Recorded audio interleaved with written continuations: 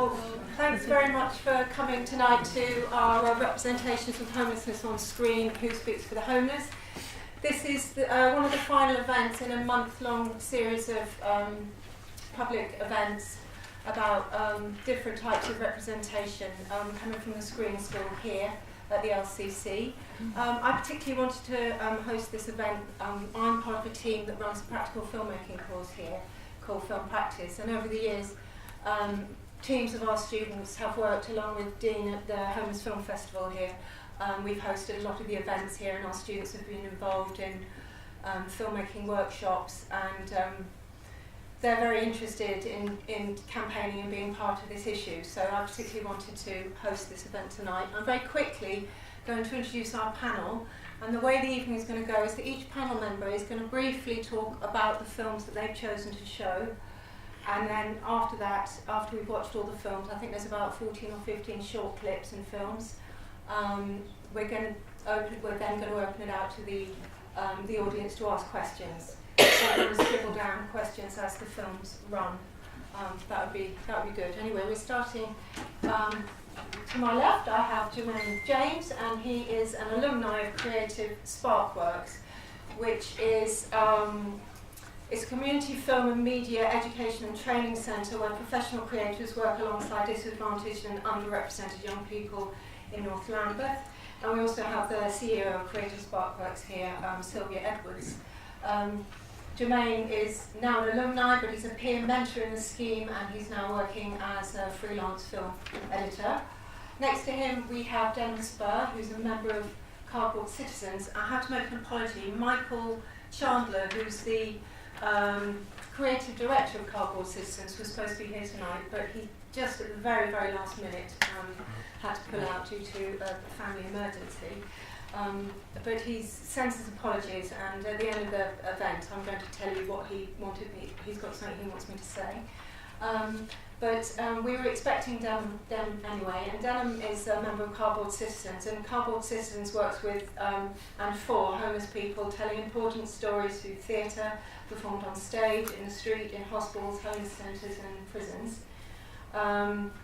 Denham, you're still working with Cardboard Citizens, yeah, but also from time to time, but now has a broader career as an actor on stage in a web series, and is also a campaigner recently working with 38 Degrees. Owen, who's very kindly standing in for Michael at the very last minute, was coming anyway tonight, and Michael's choice of film was something that Owen directed anyway, and he has also worked with Cardboard Citizens, and I think Denham was in the films we were seeing, so that worked out quite well. Next we have Dean Brocklehurst, who's the director of the Homeless Film Festival, who we've been working with since it started in 2011. It's the only film festival that's purely devoted to issues around homelessness, and it's the festival that uses the film industry as a way of highlighting and tackling homeless issues. The first film we ever showed here as part of the film festival was Cathy Come Home, and we had the producer of Cathy Come Home, Tony Garnett, was here, and he was sitting here watching the film almost 50 years after he produced it, more angry than he was when he made the film, because he was saying that the situation has got worse since Cathy Come Home was made. And then last but not least, we have Becky Branagh from Shelter, and Becky is the head of social media there, but also a script editor. I think Shelter started in 1966. Yeah, it actually started the same year that Cathy came out. Absolutely, and I think what's really kind of amazing is that Cathy Come Home got so much public support, and it's a really good example of how the portrayal of homelessness on screen got so much public support and really helped the foundation of Shelter. So Cardboard Citizens, also in the 50th anniversary of Cathy Come Home, did their own version of Cathy, and Denham was the playwright, the star of the show. So that's our panel, and we're starting with Owen and Denham, please, to introduce your clips and just say why you're showing them. Well, Is that working? Oh, it's running around. it needs to go green. We'll get there. Yeah, I'm working. Oh, you're working. Yeah. Shall I shout? Is that? Press it once. No, it's alright, just press it once. There we go. Oh, there we go. Hey, there we go. Easy. Yeah, so I think, sorry, so you've got the worst version of Michael Chandler. So I think we're going to show two things. One is a clip, a selection of clips from Sleeping Rough, which is a film I directed and then had a role in, which we collaborated with Cardboard Citizens on. And basically the process behind the film is we spent a year doing interviews going all around the UK, doing interviews with people with lived experience of homelessness, whether that was people that were currently literally sleeping rough, or people in shelters, in hostels, and with lived experience themselves. And we basically created a script out of all the stories people told us, a script that followed 3 different characters and their kind of journeys into homelessness. So whilst we got the actors, again, most of whom were from Cardboard Citizens and had lived experience of homelessness themselves, all the dialogue was improvised by them, but all the events were lifted straight from the interviews that we had, and that's something that was very important, so that all the events that happened in the film were exactly as had been described to us, were exactly things that had happened in real life, and were 100% real stories. I think we're also going to show a bit of from stage to screen, which is, do you want to talk a bit more about that? So that's, this is Michael's film, that is a kind of a documentary looking at the creation of the Kathy Come Home stage production that they made, and following the journeys of certain people that were involved in that project, how they became homeless, what their particular journey were, and I was one of the people that was followed on that journey. So I think that's what we're going to watch. Great. So the kind of running theme of that is this trope, this narrative that really needs to die of the homeless hero, that someone is so extraordinarily talented or has done such an heroic act that of course they're deserving of our help, and no one else is. It's horseshit. It's like absolutely everyone deserves a home. That's like the most basic human right there is. And the reinforcement of the fact that, and it's not just in films, and luckily we don't really seem to see that narrative too much in kind of Hollywood movies anymore, but it's still very much reinforced in the news as well. There's still very much a presence on screen that we see every day. I think what strikes me in particular about this collection of clips is the othering of people who don't have a home. And even to the point where, so I'm very aware that this panel is about who speaks for people who are dealing with homelessness, and in the last clip we do see Stephen speaking for himself.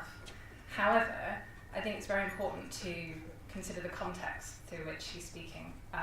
So it's being funneled through a narrative of a media who is there to drive views and tell a good story and get them clicks. And also, he says, I may be homeless, but that doesn't mean I don't have a heart.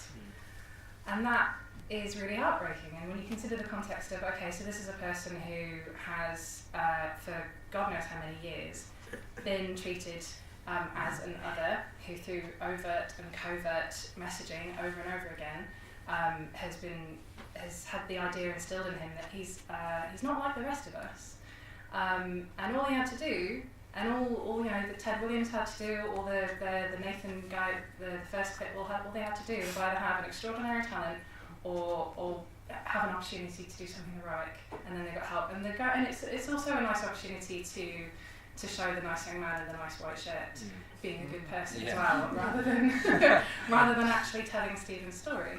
What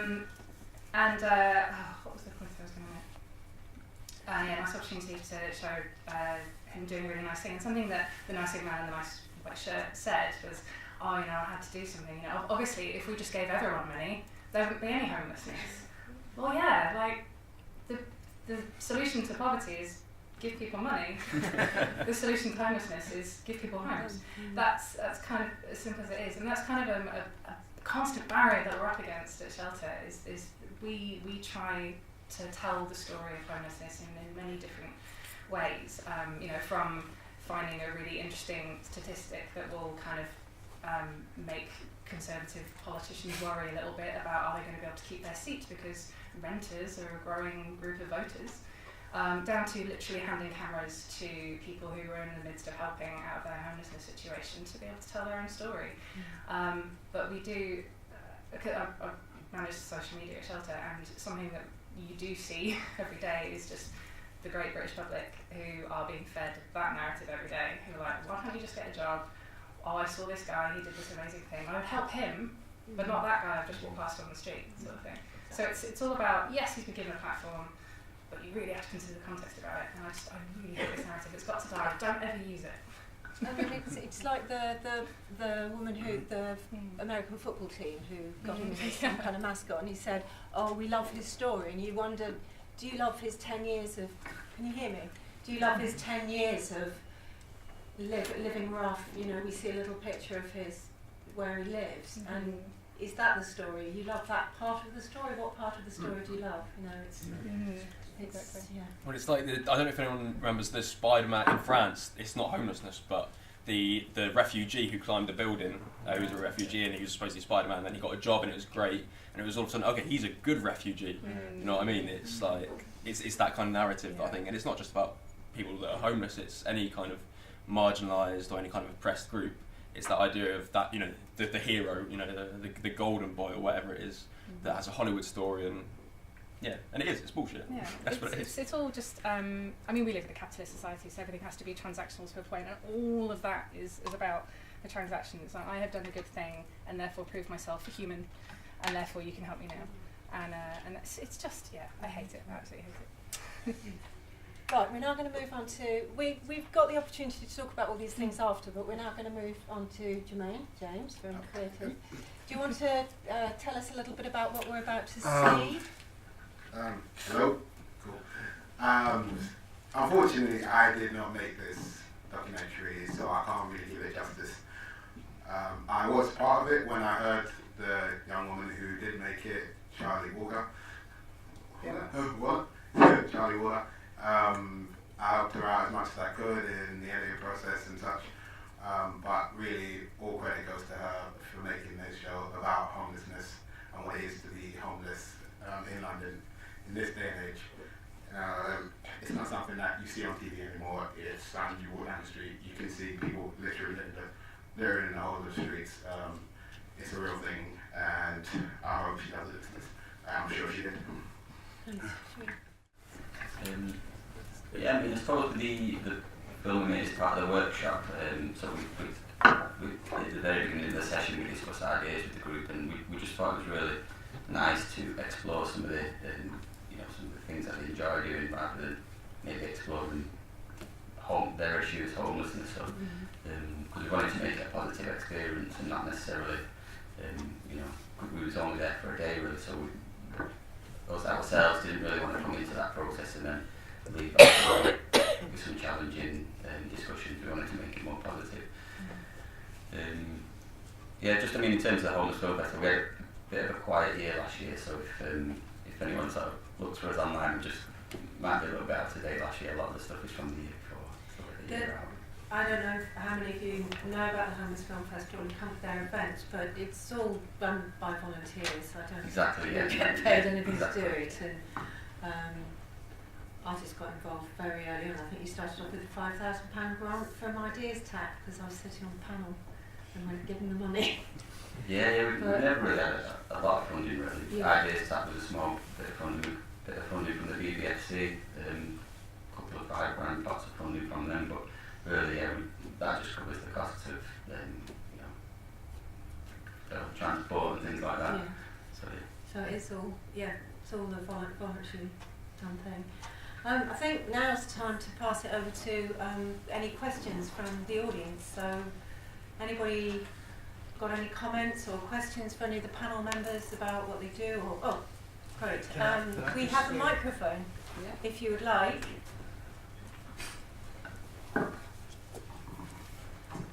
Thank you, everybody here, man. Yeah, I was going to say, the man in Manchester, was he not stealing off the victims? And then the person who gave him money, it's just I should have brought this up. So Stephen Jones, he did help people, and there wasn't anything sort of untoward going on. But there was a different gentleman called Chris Parker, who someone did raise quite a lot of money for him, and then stuck him out. And then there was a bit of I think all the money got given back to the people who donated, just because of the way GoFundMe works. But they were all encouraged, I think, to then give to homeless charities in order to help. But yeah, it's I was trying to find examples of the storytelling around the two men side by side, but they were told very, very differently. So I thought maybe I'll just stick with one representation rather than try and go down another path. But, yeah. So thank you for allowing me to clarify that. On that, can I just say something? I mean, I don't know what the best thing to do is, because on the one hand they say they're raising money for this person, and then they completely infantilise him by not giving him the money. You know, it's almost like he's a child. He can't be responsible for the money that's been raised for him for the good that he's done to other people. And then you say, well, money should be given to charities that work with homeless people. I don't understand the different arguments. No, that's a very good question, actually. Thank you for bringing it up, because that's quite a common question that we get as well. It's hard to always say it's a personal choice whether you want to give directly to someone or whether you want to give to a charity or an organisation that's working to fight the root causes. In the case of Stephen Jones, and then a lot of entrenched people who are sort of entrenched street homeless as well, it's sometimes it can be wiser to have someone who can understand the day-to-day of life to sort of handle that money on their behalf. If you imagine giving someone who has not had to pay a bill for a really, really long time, or hasn't, he had £50,000 raised for him after many, many years of kind of not having to deal with anything like that, and also being the centre of quite a lot of media attention as well. He leaves himself very vulnerable. So, and God love Holly, I think she was the only one in all of that who was really trying to... She was really trying to explain like the wider context, and you know, it's not as simple as that. You know, while Ryland just kind of sat there and looked, you know, very sympathetic. So there are definitely circumstances where that support is really important. So we run a pilot scheme in Manchester called Housing First. So whereas like the stories that I highlighted there, the narrative is, you must prove yourself worthy of a home. Housing First is just, well, you just get a home because you don't have one, so here you go. But each person that is given a home, they also have a dedicated support worker who help them navigate all the kind of intricacies of everyday life that for us we just kind of take for granted. It's just kind of built into everything that we do every day, but for someone who hasn't had to deal with that for a very, very long time, can be a bit overwhelming. And there is research that shows that if you just kind of chuck all this stuff at someone, they're more likely to just kind of end up back outdoors again, because it's all very overwhelming. So there's different arguments, and it's very much case by case. I wouldn't suggest taking one route for everyone. It's really not one size fits all. But thank you very much for giving me the opportunity to clarify that, because that is a really important discussion point when it comes to talking about people who are entrenched street homeless and get these. Yeah, I think everyone can hear me. Yes. Yes. I'm an actor at Cardboard. I was an actor at Cardboard, so I write mainly. That's my interest. And I know I also do work. I'm also on a panel about homelessness for the government. I write for a magazine called The Pavement. We have some people here, which is aimed at the homeless. So that's my advertising bit going over. But let me talk about something very important in all these stories. Now, I know all the actors. I know Denham that were in that story, and they were true, every story. The problem is when we come to how news people look at it, and I do deal with news people in another factor, is they're looking at sensationalism. Yeah. That is why this hero came up. That is why it was so interesting that some guy stealing of, these victims. That's a bad thing. But the truth is, my main point should be is the stories should come from the homeless people. That's something that Michael wanted to say, actually. He said, even though I can't be here, he absolutely wants to say, if anybody's making anything about issues around homelessness. You have to get the stories from people with lived experience, and that's very much, you know. Yeah, I honestly cannot argue that enough. I think, yeah, it's absolutely true. I think, and I quite often come across people coming to me with like scripts or story ideas saying, I want to make this film about the homeless. And I say, okay, first of all, personally, I don't like to use that term. I try to encourage other people not to use that term as much as possible. I think it's dehumanising. That's a personal opinion. But also, so I say to them, great, okay, fantastic. Have you spoken to anybody about it? And they say, no, here's a script, what do you think? And I go, well, okay, first of all, talk to people about it. Again, have you had any personal experience of homelessness? No, okay. I don't personally believe the idea that if you want to make a film or you want to make a story about a certain issue, you have to have experienced it yourself. But I do think that you absolutely have to do it in collaboration. You absolutely do have to speak to people about it that have gone through it. And again, I kind of, when doing interviews, I always get asked this question of what inspired you to make the film, and I know that they're always looking for this kind of, this Hollywood story of, I was on the streets for 5 years and I saw how horrible everything was and I decided to do something. And it's not like that at all. It's so much messier and complicated than that. And even though I've had experience of homelessness, nothing compared to the stories that we showed, I was absolutely certain that I didn't want it to come from me. I was absolutely certain that I wanted it to be other people's stories. So that's why we spent the entire year doing interviewing people and doing research, and also making sure that the cast as much as possible had experience of that. And that's why we didn't script it as well. That's why, even though we scripted the events, all the dialogue, like I said, was improvised. Because again, I didn't want it to be coming from me almost. I was just a collaborator, if you like. I was just pointing it in the right direction, and I just think it's something that is so important. And again, it's not even just about homelessness. Whatever you're making a film about, if you're making a film about a gay dancer, for example, if you don't speak to any dancers who are gay, for example, that's completely random off the top of my head. But you have to do that, otherwise it's not going to be truthful, and it could even be dangerous.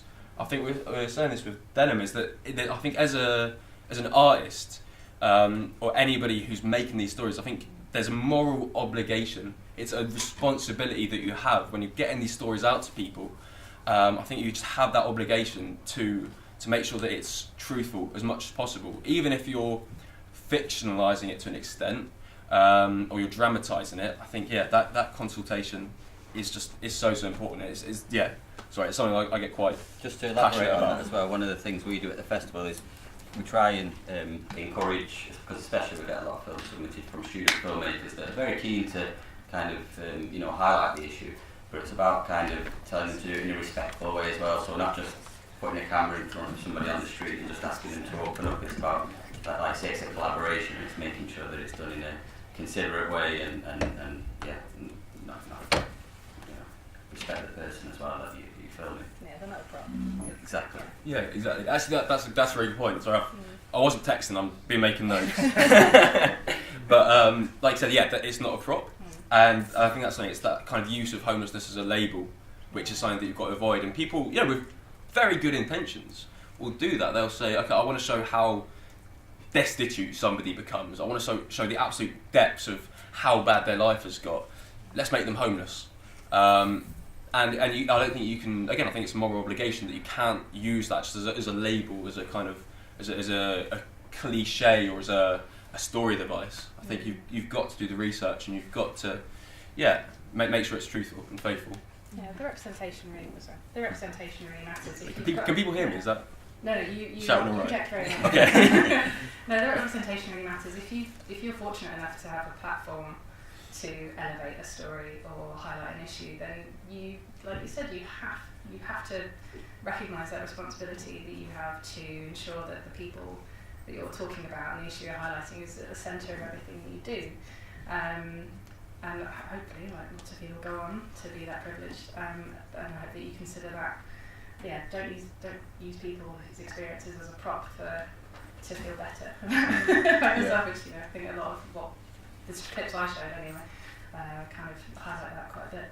I think on the point of representation, that's something that I really, really think is something that films need to be doing more, actually, is that if you look at the films that are being made, you see a lot of white, cisgendered people.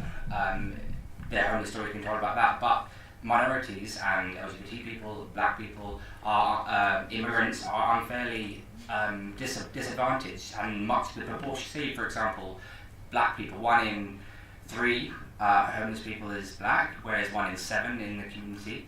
Same with LGBT, 1 in 10 is gay, but 1 in 4 is homeless. You know, so those communities are the ones that are being disadvantaged, and it's really important, I think, in our filmmaking that we make sure that those communities are the ones that we are showing those stories and making sure people know that to try and stop this and ask the question why. Why are those communities being unfairly disadvantaged? So yeah, I think that's really important in terms of representation that we do that. Another question there? I guess it's a question for all of you. So we've heard a lot about voice and how important voice is, who it's coming from, how it's being portrayed. But I'm quite interested to understand, we talked also about the trope of heroism and how homeless people are often portrayed as heroic in the media in order to kind of generate some sort of sympathy for them and some kind of humanisation. But essentially, do you guys feel that there is appetite within the wider public to really hear homeless people's voices? And if so, what if not, what are the challenges that you come up against when you're trying to portray them to people, to get them to really want to engage with them? That's a really, really good question. I think, talking a lot. I think there is appetite because it's so visible, because it is such an issue. Because, I would challenge anybody who lives in any major or even any small city in the UK to not be aware of homelessness. Everyone knows that it's going on. They don't know the stories behind it, but they absolutely know what's going on. And I think through kind of through attempting to get these films out, I've kind of spoken to a lot of people that are definitely invested in the issue, that definitely do want to hear these stories. I think there is an issue of people having preconceptions, thinking, okay, for a start, things along the lines of all homelessness is street homelessness, which is not, that's the tip of the iceberg. It's not true at all. And again, there is this kind of media influenced issue of wanting these heroic golden stories. I had quite a bad experience with BBC Three come to me and saying, okay, you work in this community, have you got any of these stories? And I said, yes, I've got loads. Gave them a whole bunch of them. They're like, no, sorry, none of these are interesting enough. We need something that really shows the rise and fall of somebody. And I was like, well, no, that's not how it works.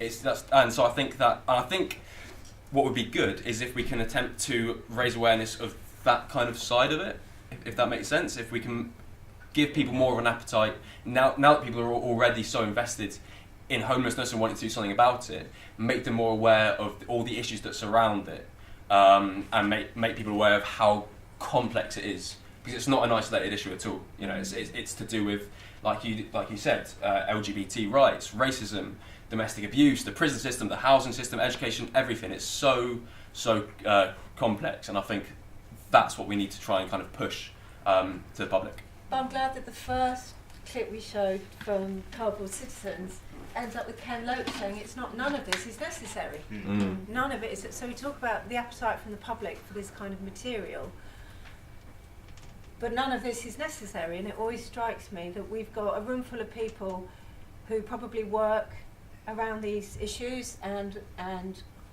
live these issues, and we've got a panel full of people again who sort of work tirelessly. And why is this still such a massive problem? Why is this still such a massive? I mean, I think I know. I've got my answer. Policy. Unbridled. It's the policy, and there's lack of purpose. There's lack of purpose in this so-called country of ours to actually make a change.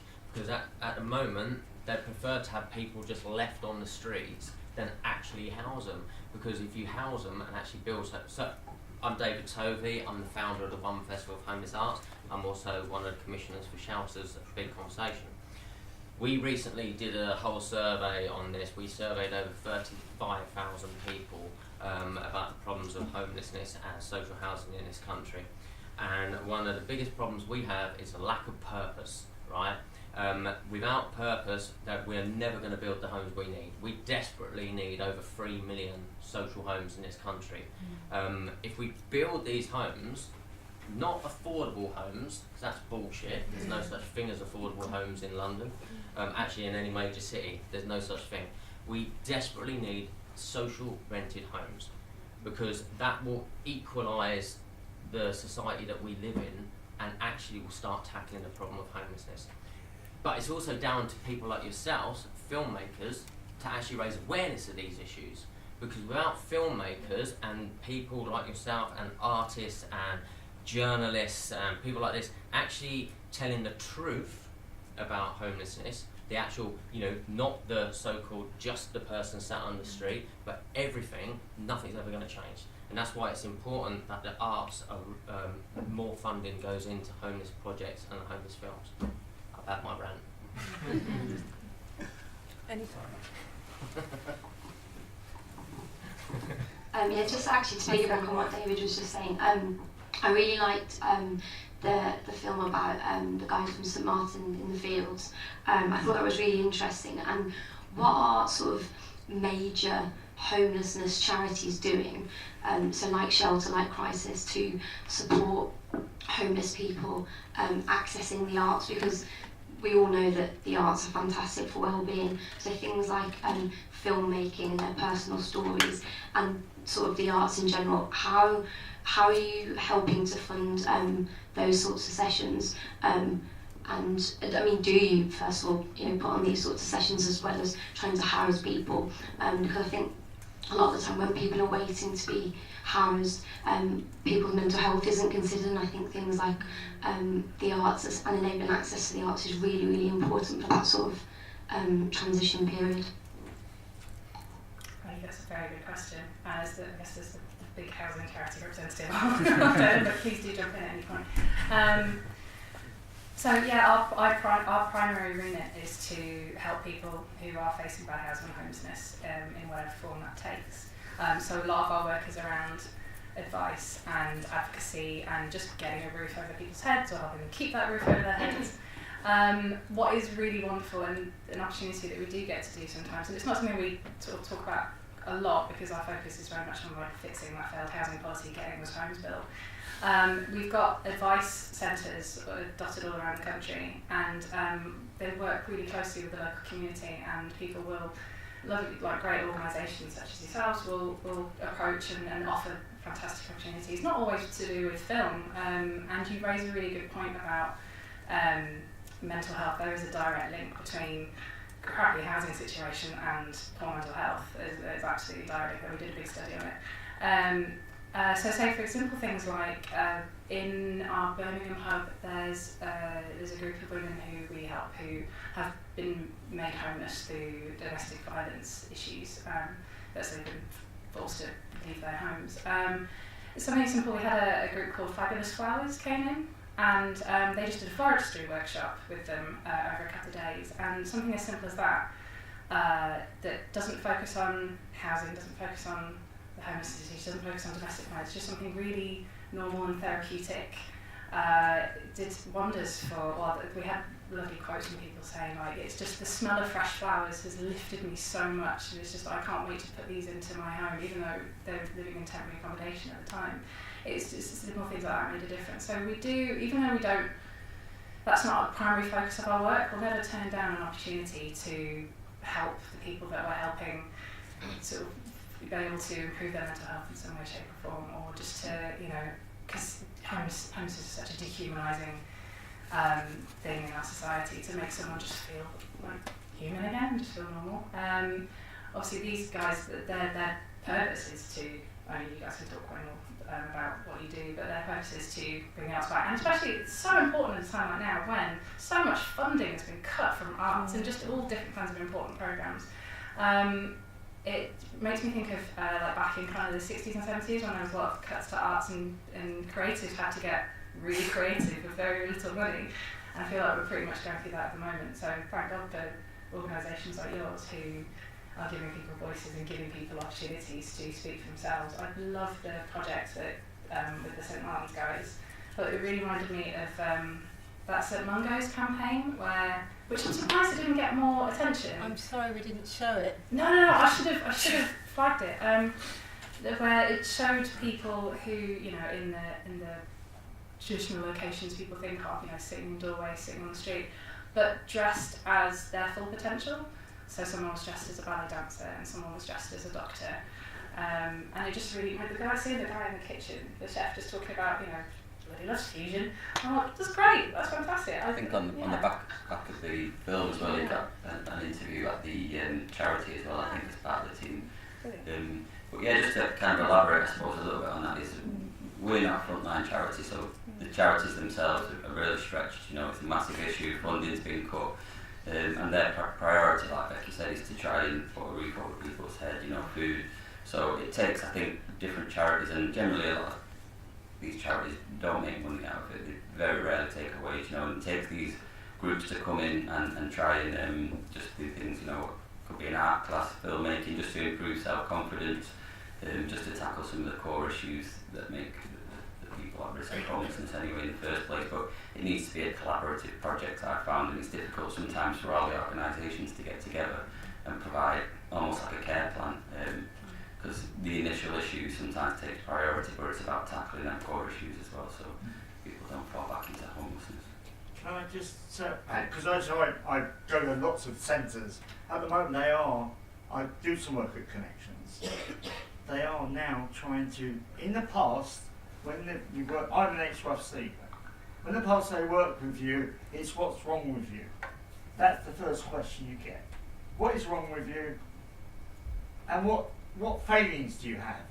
They've now recently started this work called, it's under the title called strength-based work, where they're going to say, what's right with you? What skills do you have? And there's so many, I know Carl, the chef, very well. And there are some incredible people out there with some amazing skills. So I thought I'd just mention that when you mentioned about that sort of thing.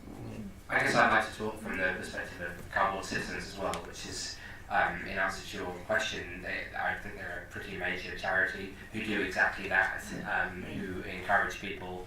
And the great thing about cardboard citizens is it's this office space in Whitechapel, and the primary purpose of it is encouraging homeless people to come in and have a safe space. There's a shower there, there are tampons for women, there's breakfast and teas, and then you can have a chat with someone if you wanted to.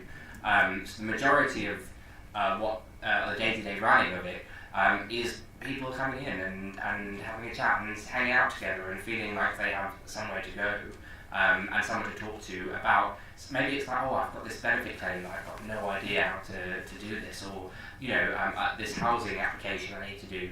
And cardboard citizens are really great at that first level, and the next level is then also providing workshops for acting, for poetry, for whatever else they can find that will engage homeless people in also talking about their stories, but also doing other things which make them feel more fulfilled and like they have a better purpose. And on top of that, what cardboard citizens do even better is they then pay the people that they the homeless people that work in there to do the performances to an audience.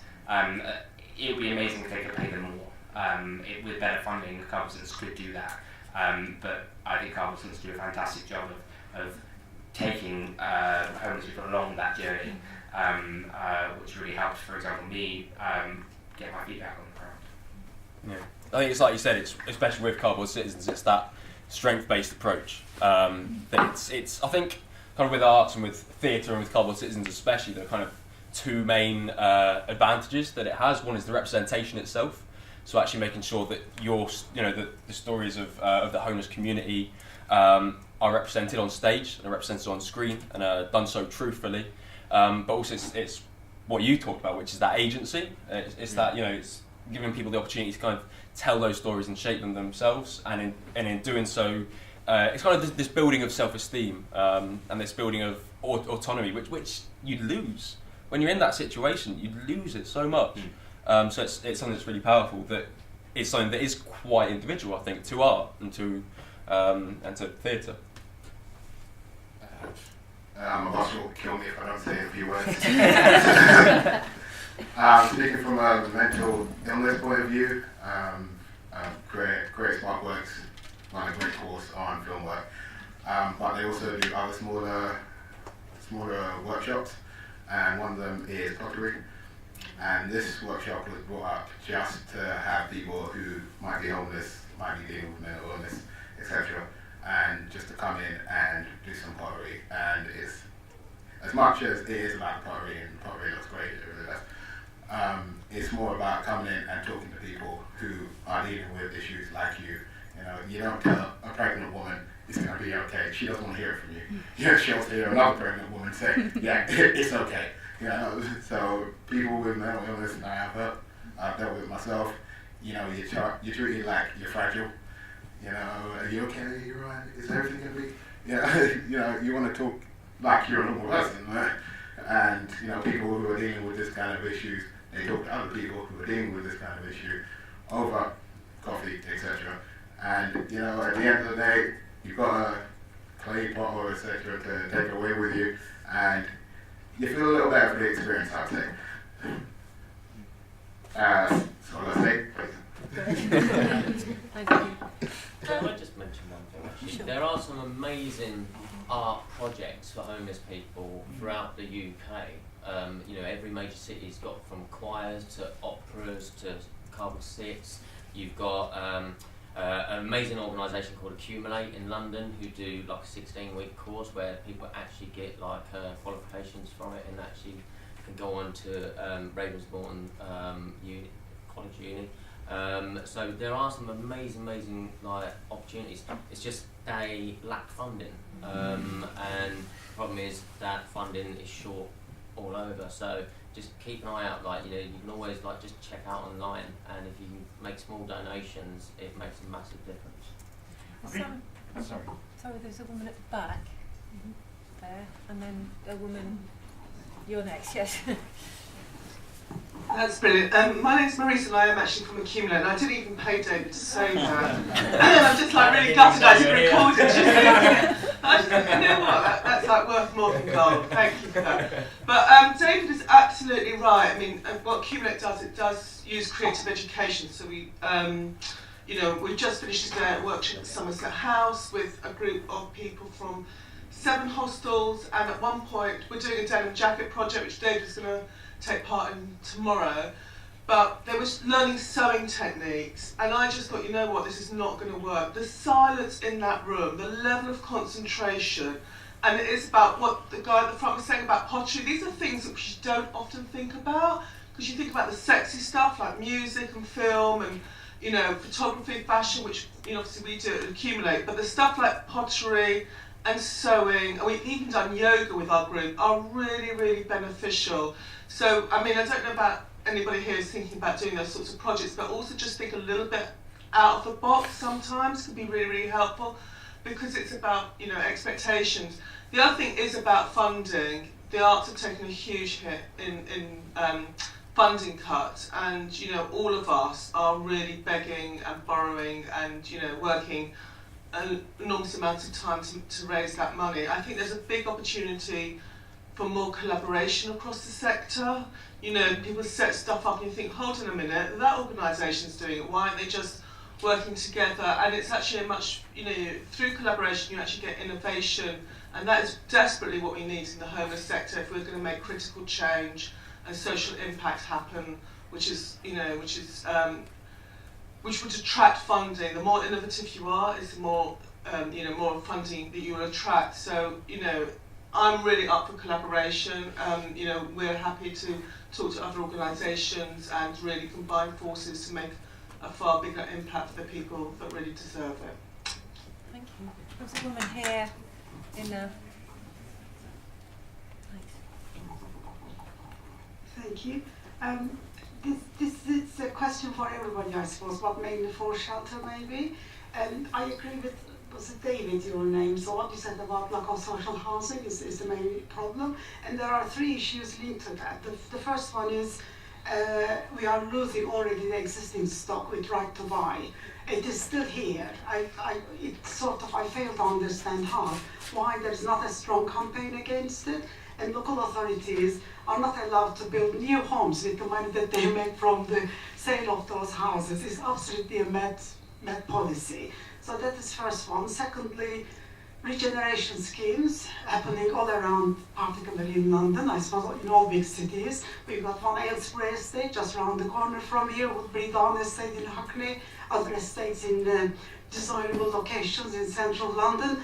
And all these projects are presented as if it's for inclusion and to develop the area and for mixed communities and so on, but it's not. People, social housing tenants are losing their homes, and instead people, city workers or landlords are moving in to buy those desirable properties. And thirdly, the lack of security in the private rented sector. That doesn't happen in Europe. In the UK, you can be a perfect tenant, paying your rent, doing everything correctly, but if the landlord doesn't want you, they can serve you with the right Section 21 notice, and you are out. You have no security. So I think we need really strong campaigns about these 3 issues if we want to eliminate homelessness altogether.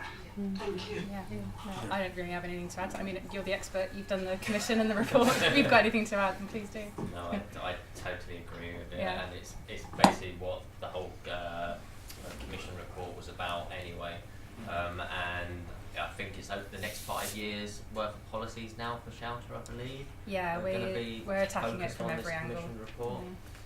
Yeah. So pick it up. It's called Build a Brighter. Oh god, it's got such a long name. But if you just search hashtag build social housing, that'll guide you to the report. It's an amazing report. Pick up reports, 150 pages. And sign the petition. Get them social houses built. Can we get to that via the shelter? Yeah, just search. If you go to Twitter or Instagram or Facebook and just put in hashtag build social housing, you'll find the report. It's an amazing report. Great graphs. And then you can also find the petition as well, which just Somebody else had their hand up, but it's gone. So we'll go back to you. You don't need the microphone. Because I don't quite get paid for this. It's all voluntary what I do. But as a person who suffered it, I know about it.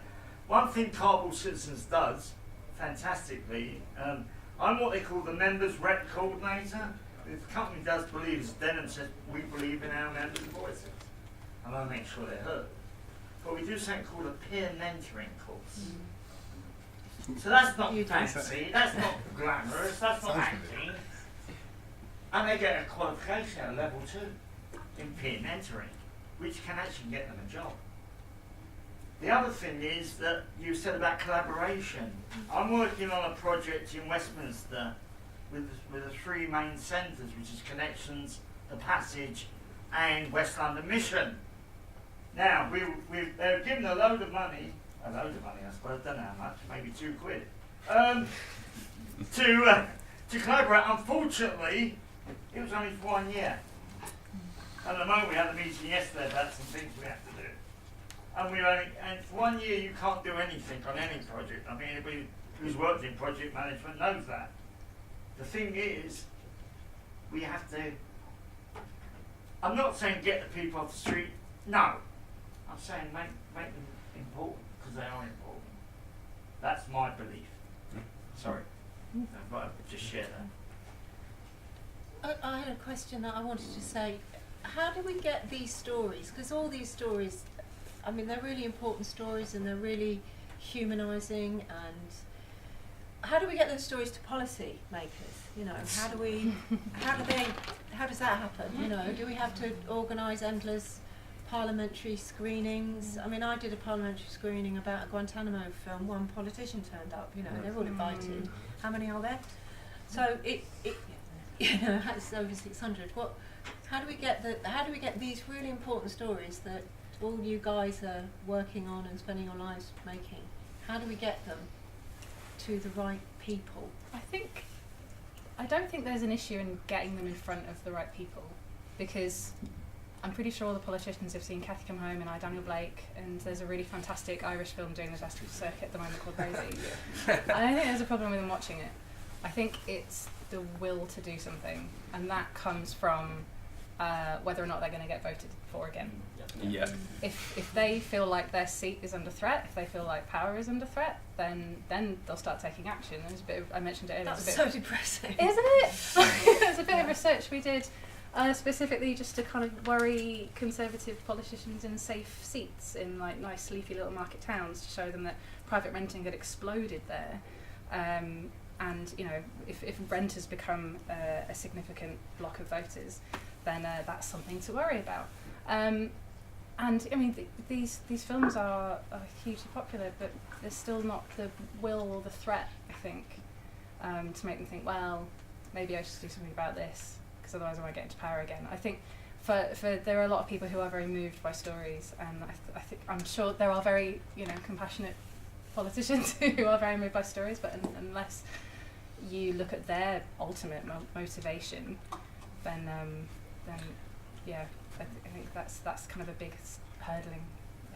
You know what I'm trying to say. Talk from the perspective of 38 Degrees on this one, because 38 Degrees, for people that don't know, are a campaigns organisation that to go out and basically anyone that wants to start a petition on a particular subject can do so, and then the 38 Degrees helps that become a reality, hopefully. Why I thought it related to what you said, because that's something I learned when I was working there, is that the reality is that politicians only care if they're going to lose their seat. The lucky thing that we're in now is we're in a situation where there are a lot of marginal seats, and we have basically our own parliament. So there is a lot of potential to make a difference by highlighting which of those seats it is that you can really make a difference in.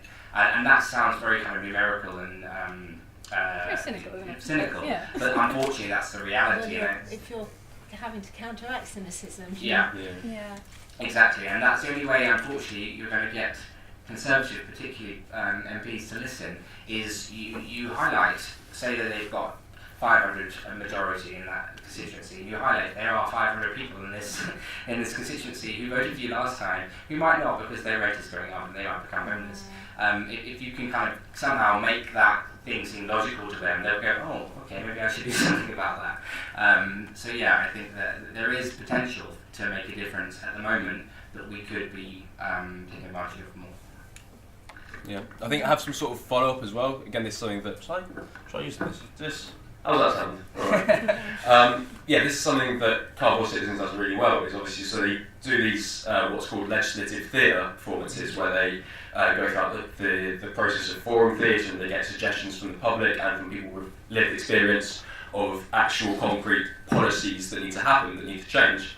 And then they go to places like City Hall and they do performances and they present the proposed policies, but then they don't leave it there, they then follow up. And it's actually something that they're starting to do, it's quite recent really, but it's doing pretty well. And so they did, for instance, a recent campaign called #CitizensDo, which is about getting from the audience as well as policies, getting actions that sort of everyday people can do. So it went from buying someone a cup of coffee or acknowledging someone that's street homeless that's on the street, to buying a big issue, to opening up your house and offering a bed through this scheme. I forgot what the name of it is. But the whole idea behind that was that after they'd done those performances, they made sure there's, and because all the people that signed up for the scheme, I think it was something like 70% of the people that took part in Citizens Do were people that had come to performances. So there's that idea of once you leave the theatre, that's not the end of it. We're still going to pester you, and we're still going to get in touch, and we're still going to make sure that you're still engaged and you're still doing stuff. And that's how, and also that means that public were then also pressuring their politicians and putting pressure on the legislators, which I think is one particularly powerful aspect of the work that Cardboard Citizens does. Yeah, and I think I feel like that was a little bit defeatist, just saying, oh, they don't care anyway. They will care if their constituents care, and the reason you tell these stories is to make people care. And just to circle back to your question about is there an appetite for it? I think show people that they have an appetite for that story. We don't need another film about very fast cars and the furious men who drive them. We just don't. But we do need more stories that tell the broad spectrum of the housing crisis and homelessness. And I think if you just tell those stories and you tell them authentically and you tell them in a way that makes people care, then those are the issues that people are going to talk about more and take to their politicians and make them worry that they're going to lose their seats and actually make a change. So maybe we needed to invite a commissioning editor from the BBC today, because if they're looking for, the sexy stories. Rather than the BBC are actually making a series about homelessness, a drama series at the moment. They've been interviewing quite a lot of people in the different hostels, and that I think is coming out next year. Oh, that's good to know. They also screened the Streetwise Opera film, didn't they? Well, they've done a few, some better than others, to be honest. But yeah. Hello. I suppose there is a feeling that with all these films and theatre that are terrific, but there is a feeling that we are preaching to the converted. And it is that thing of how do you reach the policy makers, but also, I think we have to face the facts that greed is king, and it's the developers' world. And actually, where we're sat is a perfect example. Elephant and Castle. Yeah, absolutely. We've lost two huge 1960s social housing estates, Haygate and I can't remember the name of the other one. The Aylesbury estate. And they're not being replaced. They've gone, and thousands of people have been pushed out. And the amount of social housing in these new developments is minuscule. Yeah, it's absolutely tiny. And whatever percentages they say, when it actually comes to it, it even goes down again. So it's just not being met. So really, it's how do you reach the developers or the greed? And land prices are too high and too inflated in central London. I don't know how on earth you start with this. It's obviously a huge problem. We can see it. We can see it on the streets. You've all got experience of working with these people, but I don't know how you change the policies of the politicians. We're in dire straits. I don't know how we do it. I could just from I think the more I've worked in the third sector, I think the more I've leaned towards socialism for sure. You're right. Greed is kind of key here, and there is a major issue in terms of the cost of land being a root cause of homelessness when you sort of break it all down. There is work that we're doing, and then there's lots of other organisations who are very concerned with housing and homelessness, who, behind closed doors mostly, because these issues can be quite sort of dense and complex to try and truncate and tell in a very simple way. So I know there is work being done to try and tackle that as an issue. How we can tackle that creatively, I mean, we haven't done it yet, but I think everything's a possibility, really. But you make a very good point. We can do everything we can to tell stories and to try and put things in front of policymakers, but there are so many issues right down at the core of it as well that need addressing. Basically, all society is crap and we should burn it to the ground and start. It's incentive, isn't it? There's no incentive to change because the money's too good. Exactly. We need an alternative. Except the money's too good for too tiny a section. 1%. But saying that, and this is very soppy, and I'm an artist, I'm a filmmaker, but I think one thing I've done is that there's no such thing as evil people. There's greed. Well, you say that. There are greedy people. No, there are. But I think I genuinely, because I started off the process kind of very angry and saying, right, landlords, they're all shit. Let's get them all out and create social housing for everyone. I mean, we still should do that, to be fair, but 3.1 million. Exactly. But I still think that you can, if you can gain access to these people, to the 1%, to the policymakers, and present stuff in the right way. It is difficult. It is difficult to get them to change their minds, but I don't think it's impossible, and I think that we shouldn't risk being defeatist. Again, this is very kind of emotional and wishy-washy, but I do think that if you can inspire some sort of empathy, I think that you can create change, and I think that's something that's quite key in terms of if you're approaching it from an art point of view. If you create something that people can relate to, I think that you can hopefully create that empathy that makes them almost put themselves, it's a really cliche phrase, but putting them in that person's shoes. Because this whole thing with homelessness, everyone's 2 or 3 steps away. Anyone's two paychecks away. Again, it's a cliche, but that doesn't make it false. And so this is one of the things we did, not to just brag about myself, but with the film, one of the principal stories of the man, and it was completely based off the interviews that we did, but we realised that it was something that was so common to people. It was about a young man. He's an engineer. He's got a girlfriend. He's got kids, and because he loses jobs and for a series of events, he loses his family. And what I felt was powerful about that, and from audiences as well, particularly with the audiences that actually don't have lived experience, is that they see themselves there. Because this is a man who never ever believed that he would be homeless. So when he puts himself in that situation, when he is made to enter that situation, he has no idea what to do, because it's so completely beyond his comprehension that it could have ever happened to a person like him. And so I think that by creating that kind of empathy and creating scenarios that people can hopefully see themselves in and recognise, oh, I'm actually not that far removed from this person.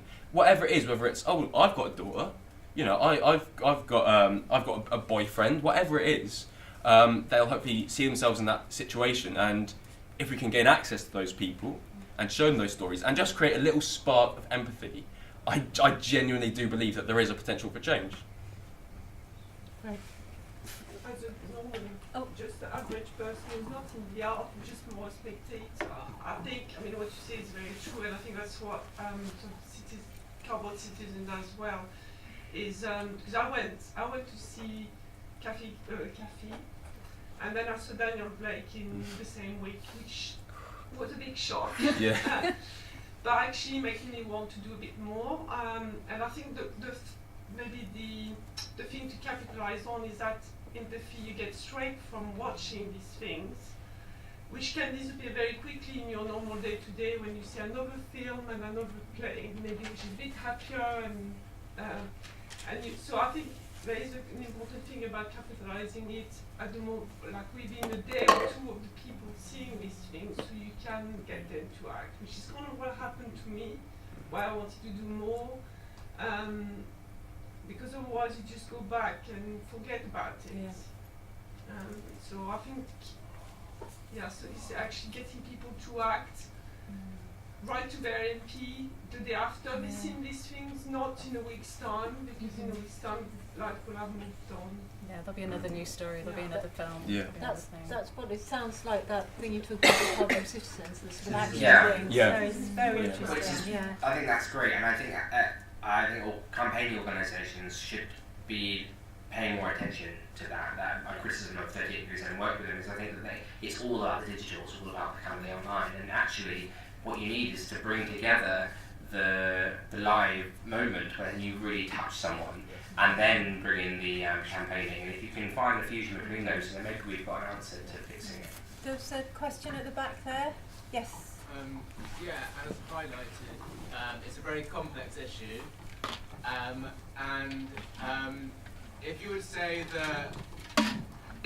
that homelessness is the result of many different things, and there's lots of root causes, would you say when you're trying to tell the story of homelessness, it part challenges the fact that actually homelessness is just the outcome of lots of other things that should happen? So it could be, mental health, or relationship, or employment, lots of other things.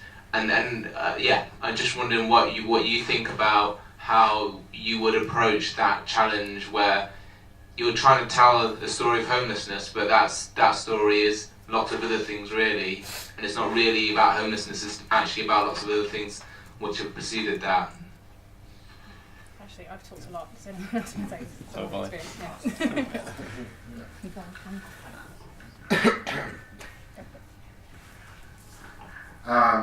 It's multiple problems. There's a lot of information going around, so I'm going to try to answer a lot of one. First off, I was thinking exactly what the young lady here was saying. you can't watch something and then that be the end of it. You know, this room is full of people, I'm assuming, would do something if they knew they could do something to stop homelessness and all types of other, you know, economical things that are happening in our country across the world, then it would. But the thing is, we look at it, we go, that's unbelievable, and then we do nothing. So talking about it for me is, I wouldn't say pointless, because it's nice to know everyone's on the same page. But you know, action speaks louder than words always. So I completely forgot his question actually. It would have to be very delicately put, I think. You know, just saying, you know, he lost his job and now he's homeless. Yeah, life is complicated. So you have to very carefully put down what you would like to show and how you would like to show things going across. By the way, little plug. Schools In is a short film done by Grace Barkworks, and it is about, they say it's about children in school, but it's kind of a rip-off of Breakfast at the Breakfast Club. And it's truthfully about, I believe, a homosexual man who's slowly accepting his homosexuality, and he kind of argues with the kids and all these other things, but the root cause is his sexuality. So possibly you can show all these other things, but there's usually a main reason at the center of all of it as to why a person ends up in this situation, that situation. That's all I got. Sorry, can I just say something? Can I ask the panel, did you invite any influential people? Policy, you know, people that can change the policies, politicians, property developers, to give them a kind of awareness of this? Was an invitations extended to these people to come and listen today? No, because the discussion was sort of very much around screen and representations on screen and organisations and individuals speaking for the homeless. So I think we were focusing very much around makers and organisations that speak for the homeless. But yes, you're right, that's probably people we should have invited actually. And there are lots of panels discussions about this which do invite policymakers, and like for example the one after Cathy Come Home that was at the Barbican, they had Preeti Patel's on the panel, and the Deputy Mayor for Housing was on the panel, Ken Oates was on the panel, you know, so that does happen. And it'd be great if that would happen here too. But to go back to the man at the back's point, I think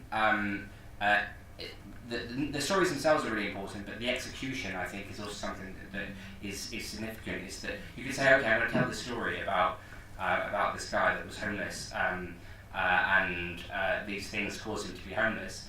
But then there's a whole host of people that think people make themselves homeless. And if you talk to my grandma, she's like, oh, I want to know why he became homeless before I help them. And unfortunately, there is a whole host of people in society that have that view. And you have to accept that and realise that in terms of the stories you're telling, you need to show that people don't make themselves homeless, and that the whole kind of voluntary homelessness phenomenon that the government invented is just not a thing. And I think that we have an obligation as creatives to make sure that the stories we tell are doing them justice and are executing in a way that shows that people are really struggling. So yeah, I think that would be my response to it. There's another one. We do have to finish quite soon, so this building will get kicked out by security, but another question. Yeah, hi. Just expanding on the young man's point about the kind of narrative, and in a sense it's picking up on, I think, Women from Shelter speaks about the kind of narrative that's out there. If the idea is to allow the homeless to voice and speak about themselves, and you want to hear their voice, is there the idea is there an idea that perhaps we should, in showing their agency, we should see them, I guess, in a way, I mean, it's showing the fuller story. So it's a full story arc in a sense, as opposed to what perhaps we're seeing a lot of is when they've just reached to the, the stage of being homeless. So it's trying to develop, stories that really take us through the full journey. But very much like Kathy Come Home or Ride Down with Blake. Yeah, just to, I mean, from the Homeless Film Festival's point of view, we kind of have a submissions process where we invite people to submit films, but we also have an element of quality control in that as well. So we make sure we choose good films. Like we said, it's got to be powerful stories. It's got to be stories that you feel like can really tell a story. They've got to be fully rounded. From our point of view, the films that we choose to screen. Yeah, I think, sorry, just picking up on kind of both of those very quickly, I think you're absolutely right that you can't tell the story of homelessness. You can tell a very small portion of some people's or one person's story of it. And again, it's the same thing, you can't tell somebody's entire life story, even though their entire life story will be what led them to that point. And all the stories of the society around them as well, and all the story, it's too huge to handle. So I think you've just got to be aware when watching and when making that that you are only able to show and present a very small section of the truth, basically. Could I ask when the film festival is and where it is? Yeah, I mean, as probably Sam alluded to, we also run it on a volunteer basis, so up until last year we've been doing it every year effectively, so tours throughout the country. So we're based up in Manchester, but we tour in different places. Nottingham, Leeds, London. Canterbury, London. Yeah, and we've done quite a bit of work out in Bilbao as well, in Spain randomly. But yes. So this year we're just kind of in a bit of a transitional period. We're just trying to figure out a way of working where it's sustainable and where we can, give it the full kind of attention that it needs really. So it's in a bit of a transitional phase at the minute. So yeah. Is it throughout the year or just one month or? The touring aspect of the festival is generally for 1 month in the year. So that changes. It was I think November last time. It's been November, yeah. Yeah. But the creative filmmaking workshops that we do throughout the year. I think it's probably time, unless anybody else has got another question, I think it's probably time for us to wrap up. Can I make a point of information? Yes. Okay, it's about This Is Depression, the film. I think we saw second or third on. Yeah. Denise, the filmmaker, she's made it available online today. So if you'd like to watch it again, if you go to Twitter at This Is Depression, at @isdepression_, then you should be able to find it again and you can watch it again. And it's free to watch. Very powerful film. Really powerful. Can I just say as well, if anybody is interested in getting involved in any sort of, or how to support people, and sometimes that's a question that we get quite a lot, how can I help out? And generally we find that you've just, if you've got a talent or something that you feel like you're really good at, then if you engage with charities, and generally they're willing to, work out a way where you can support some of the people that come to use those services. And the woman at the back, right at the back, from Accumulate, collaborate. That's your word, that's a really important thing. So, we need to be doing a lot more of that. But thanks very much, everybody, for coming. Thanks, Becky. Thanks, Dean. Thanks, Owen, for stepping in at the last minute. And Dem and Jermaine, thank you so much for coming.